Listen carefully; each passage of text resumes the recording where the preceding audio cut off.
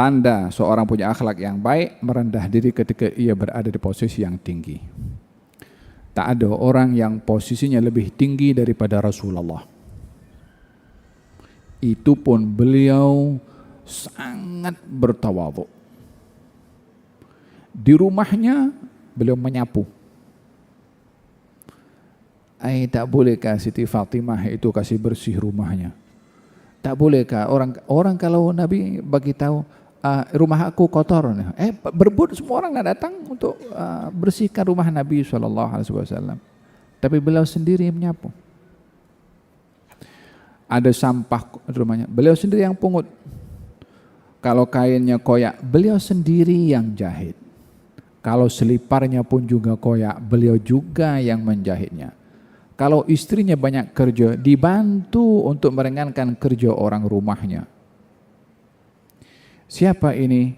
Orang yang teramat mulia di seluruh alam.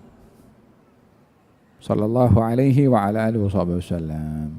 Katanya bermusafir satu hari dengan para sahabat, singgah di satu tempat, kemudian ingin makan. Katanya, ya Rasulullah, saya akan pasang kemah. Satu lagi mengatakan, saya akan potong kambingnya. Satu lagi, saya akan sediakan persiapan untuk memasak masakan. Masing-masing ambil bagian. Yang belum ada bagian, orang yang mengumpul kayu bakar untuk masak. Kata Nabi, saya yang akan cari kayu bakarnya. Kata sahabat, ya Rasulullah, inna nakfik. Ya Rasulullah, biarlah kita handle semua, kita kerja semua.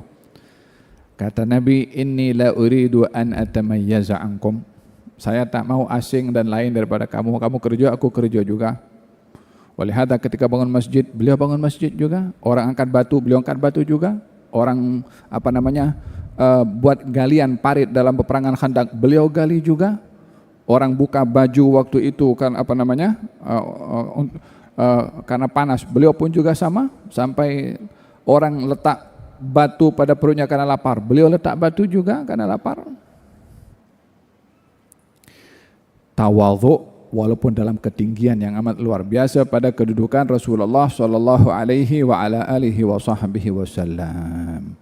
Ketika berjaya merampas Mekah daripada orang-orang Quraisy masa Fathu Mekah tahun ke-8 daripada hijrahnya Rasulullah sallallahu alaihi wasallam, datang beliau untuk menguasai kota Mekah.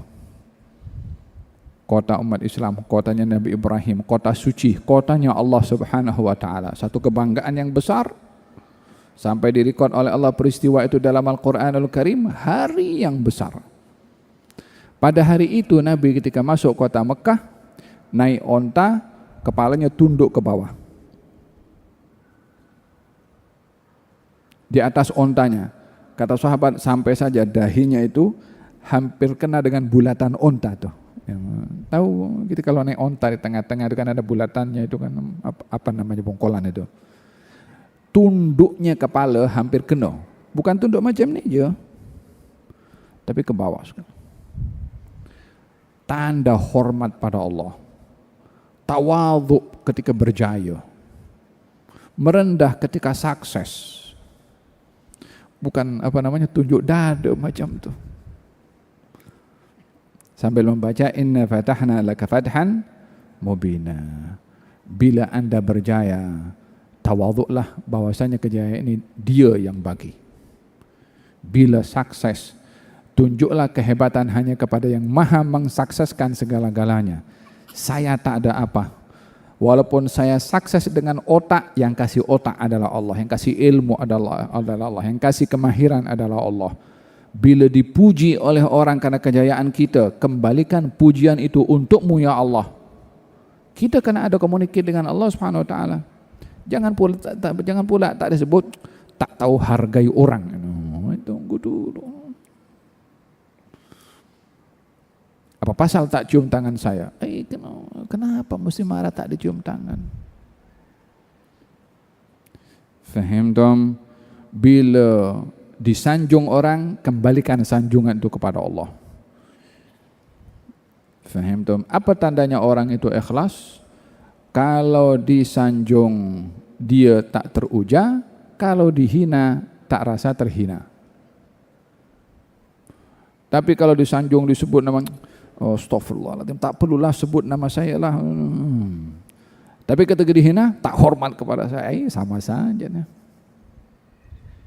Bukanlah sanjungan orang dan hinaan orang boleh berkesan apapun kepada kita.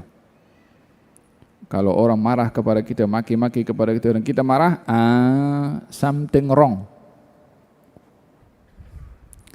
Dalam kita punya grup WhatsApp ke wala Facebook, kita tengah buat statement kapan, kemudian orang bantai kita, kita komen, awak belajar di mana?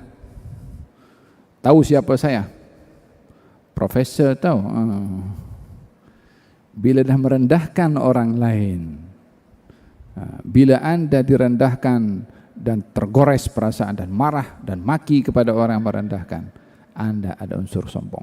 Kecuali Anda mau didik kepada dia, mau tegur kepada dia. Teguran pun juga teguran yang tidak menjatuhkan, tapi teguran yang merawat, bukan yang menghina.